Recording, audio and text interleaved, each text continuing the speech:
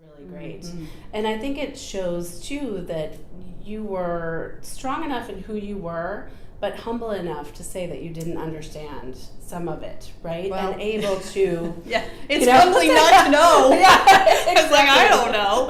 But Exactly. yes, I agree though. And it was a great lesson in leadership for me to learn that, to say, my people didn't love me any less. In fact, they were inspired. Like, oh my gosh, she's going to find out. And in fact, a funny story was, I go to Dartmouth and my parents were both college professors, and I'm sitting on the front row of these classes every day. And there was all these other entrepreneurs in the class, and I was one of these sort of geeky students, and I was like typing on the computer, and I have long fingernails, so I'm like typing away, take all these notes, and like the second day, this guy was sitting next to me, and he leans over to me, he goes, what are you writing down? And I looked at him, and I was like, every word that's coming out of the mouth of that professor, what have you over here taking a nap? I mean, I thought I had this burning platform, my company's about to fall apart because I don't know what I'm doing, and I don't want to miss a single golden nugget that could be there for me. This guy's over here kicked back, like, what's she typing down? And I thought, wow, get busy, because there are answers to be found, but you have to synthesize and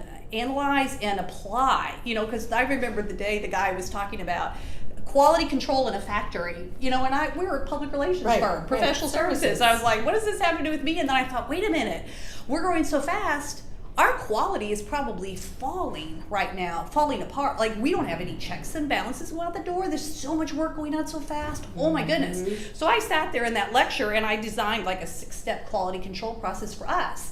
And I sent it off to the office, And so all day long I was coming up with these ideas and sending these emails off to the office. And like the third day, my operations manager and our HR guy wrote me back, and they said, stop sending emails, you're scaring us. But I was so excited because I was like, I'm getting answers. I can't quite see how to put this all together, but by the end of the week I did, which is I came back with a 4-point plan on how to scale the company. And it was operations, growth, people, and culture were the pillars. And I thought, if you have 4 pillars that really balance out the needs of the company, so operations, growth, people, and culture, that would allow us to build a skyscraper. Because if the house was solid, the foundation was solid, you could put anything on top of it.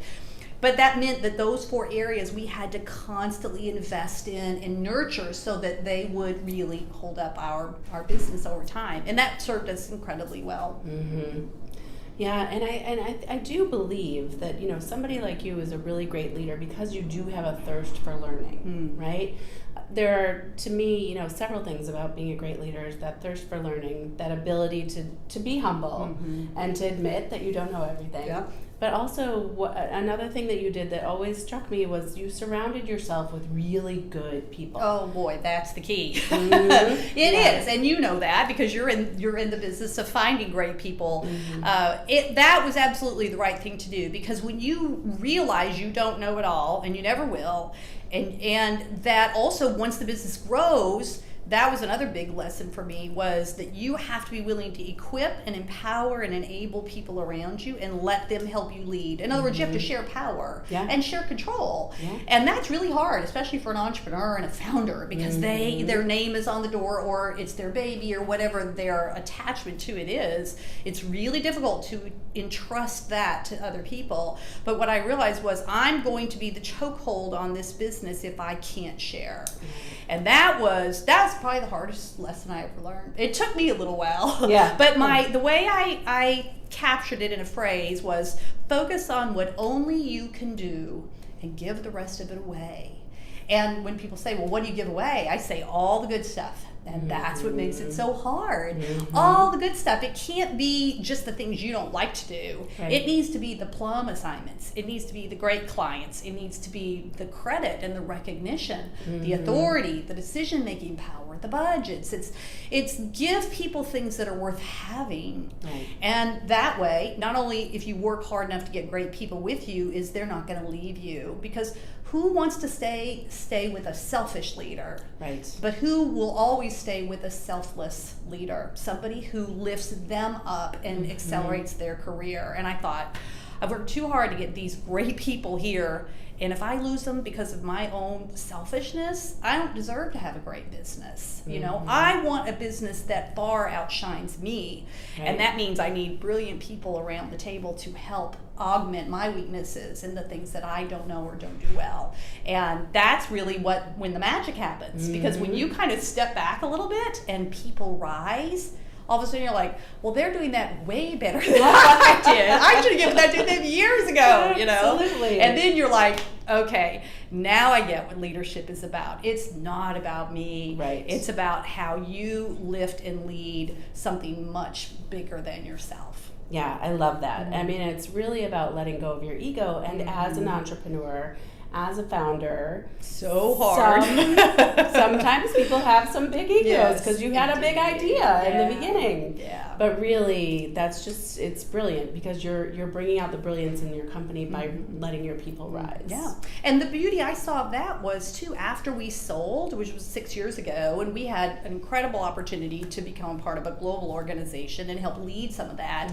But I also realized that same thing is, but I can't do it all now for sure. Not, run the company and then also take on new responsibilities with a global parent. You can't work that many hours in a day without exhausting yourself or dying of a heart attack or losing your family or losing your health. It's not possible. So you physically can't. But also then you begin to realize, but only when I am willing to let go and empower other people, that also allows you to begin to reach out for new things. And your journey of growth and challenge and opportunity continues. So you have to be willing to leave some things behind as you move forward. And then you see the people behind you grow and lift. And now I look at my company, I think it's way better than it was when, years ago. We're so far along on our journey. And that's a great credit to the people who lead it today. Yeah, absolutely. And to you being able to let go of the reins and let them lead. Right? Yes, finally, when I did that, it all got better. No. But you talk about taking, selling your company, right? That has got to be a hard thing for a founder and entrepreneur as well. Can you talk a little bit more about what your thought process was when you did that? That was an interesting turn in the journey. Yes. So you never know where the road of life is going to lead you. After we went through that rapid period of growth, 500% in 5 years, we began to win a slew of awards, industry awards, national awards, things I never even dreamed that would come to us. And for about 2 years there, we were winning them all. And it was crazy. But I thought when I stood back, I realized, well, I think we're great, but I'm so glad other people think we're good too. Absolutely. And then the phone started ringing. And people were calling to buy my company. And at first I didn't even return the calls. So I'm like, I'm not going to even waste their time. That's disrespectful. I would never sell this company. I'm not going to even string them along. So, and then after a period of time, my law firm in New York, my lawyers, they're great, have been with me for many, many years. And they called, they said, will you please return these calls? These people are now calling us to get to you. So if you'll just call them direct, then we're not going to be charging you for putting these meetings together. So I said, yep, okay, I'll take meetings.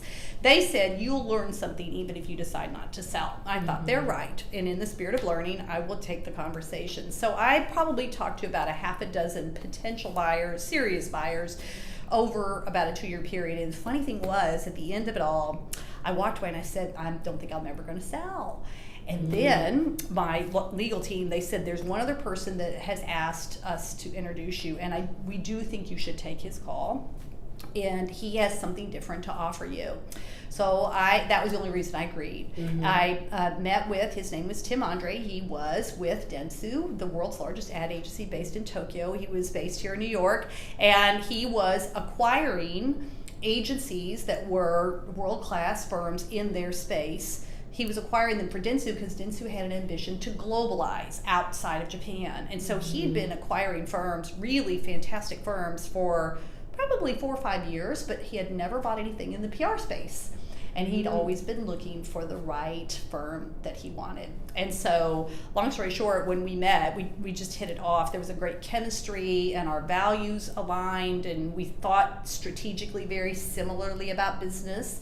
And he admired our firm and our people and our clients very much. And so he said, not only do I want to buy your firm, but I want you all to help us to globalize in PR and to build and acquire other PR firms. And so I thought, well, you know what? That's different. Yes. He's right. That is Yes. different. And I thought, if we don't take it, somebody else will. And I'm always going to look back on this opportunity and say, we should have done it, because I felt like it was just a once in a lifetime opportunity. So I remember going back to our team when I had finally made the decision to sell, and I gathered my senior leadership group. It was just a few weeks before Christmas, and we'd already been pretty far down the path at that point of deciding to sell. And I invited them all to dinner at my house. I had great food, and I made sure there was lots of wine. And then I gathered everybody around the fire. And I said, let's talk about the year ahead, which we often did, Yes. you know. But this time I said, there's something different on the horizon for us. And I remember at the beginning of that 2-hour conversation, I told them we're going to sell after having been independent for, I guess, nearly 18 years at that point. And you could just see the blood draining out of their face, just sure. white as a sheet. And they looked at me like, are you crazy? But 2 hours later, we were all standing in a circle, holding hands, and cheering each other on. We even said a prayer together, and we said, this is going to be the opportunity of a lifetime for us. We know the challenge and the risk is high, but so is the chances for, you know, exponential success and growth for our company. We have to do it. And I've often had people say, well, what happened in those 2 hours? Yeah. I said, well, I think the wine probably helped. In all honesty, though, there was one thing that changed, and it was our perspective, which is a great learning for us today about change that we all have to face. We lead our teams through change. Sometimes it's unwanted change or unexpected change. The detours of life, as I often say. When you are on that journey and you find yourself on a detour, you have a choice to make at that moment. If you're going to go and be bitter about that change, or go and let change make you better, and it's all up here. Yes. All in your mind, and you get to decide how you're going to approach this particular challenge. Is it a challenge or is it an opportunity? And so we stood in that circle. We said, this is the greatest opportunity of our life. We have to try. And that was when we started on our journey to become a part of a global organization. And it's been lots of ups and downs, but some incredible highs. And we are far better, far smarter, far wiser firm for having chosen to go that path. Right. And but it was, you know, it was very different, because no longer were we independent. We were a part of a bigger parent company, which means you can't make decisions in a vacuum. Everything you do, you have to consider your sister agencies and your parent company, and just different. You lose a lot of your autonomy, Right. but you gain a lot as well. So it's just, you know, Right. you decide if you want to be on that part of your journey or not. I love one of the things that you said is just how you're looking at it, right? I mean, it's just so important. And I was talking about it with my own marketing agency today at lunch about you can either choose to rise above whatever life's challenges are, or you can, you know, keep going down that path, right? And it sounds like the path that you went down was just such an incredible path, and so powerful for the people that were on the journey with you. Well, we learned a lot as we went. Now, you've always inspired me too, because you've faced a lot of challenge in your life, and I know your story and how you chose to face your cancer, and I've always been inspired by your story too. So you're right. I mean, we all face these challenges and detours, and it's how we choose to go into them that determines our mindset and our chances, improves our chances for succeeding or overcoming whatever the obstacle that we face. Right. So how many people from that fireside chat have been with you? Stayed with Yeah, us? Gosh, stayed with you. we didn't lose but maybe one or two in the first probably 5 years. Wow. And some of them it was either time for them to move on because they've been with us a long time. Yep. And we had one that had like a dream job open up in an industry he wanted to move into, and left us. But gosh, let's see, there's probably 4 or 5 of that group that's still there today. 6, we're going on year 7. So wow. Yeah, we've had a pretty good That's amazing. Yeah, retention. It was it was a lot of fun too, because we all thought, okay, it's a great adventure. We have no idea what's going to happen here, but we want to learn and grow, and we want to stay on this journey long enough to try to find out. It's wonderful. It really is. And so now you're on another journey. Okay, so talk a little bit more about that. Well, so it was about a year ago that I decided I thought I had one more go around in me, and I actually built at least one more. Yeah. I built a second company actually while I was building my firm. It was in leadership development, and that was for about a period of 8 years. From 2000 to 2008, and that was the second company I built. I loved it, built it with a very dear friend of mine, and we ended up selling that. And so when I started thinking about passion and purpose and what I really wanted to do next, I decided that was what I really loved the most, was pouring into other leaders and impacting leaders, because I felt like there's so many examples of leadership done very poorly in the world today. Unfortunately, they always get the news. And how many great examples are there of leaders that do things right? And could we help inspire other leaders from the things that we have learned, good and bad, mistakes and failures and successes, all of that together, the whole story? How could I pour into them and share my learnings with them to give them a chance to maybe do better than I had done, or maybe avoid some of the mistakes that I made? And I always thought to myself, had I had that kind of knowledge, I would have given my right arm to have had that kind of knowledge when I was trying to figure out how to be a leader, because nobody really teaches you how to be a leader. You just sort of end up or back into leadership. You know, you're good technically at what you do. I call that being a master craftsman at whatever your profession is.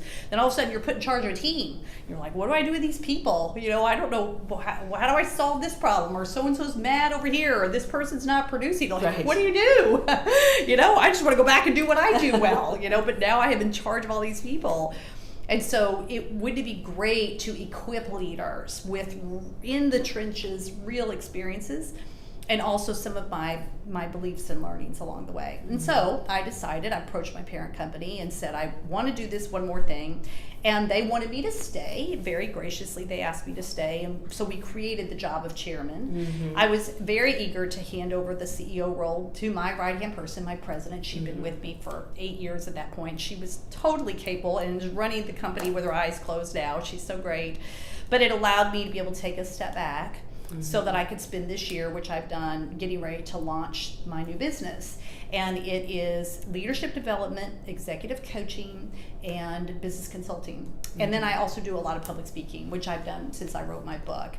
But that leadership and business consultancy concept is what is enabling me to be able to pour into other leaders. And I love it. Yes, you do. Love it. I have to say that I'm going to stop for a second, because I have seen Elise in action, and I have seen the passion that you put into teaching and sharing and really helping people inspire. So it's so much fun to watch her. If you haven't seen Elise in action, you've got to go find a way to see you, because it's really...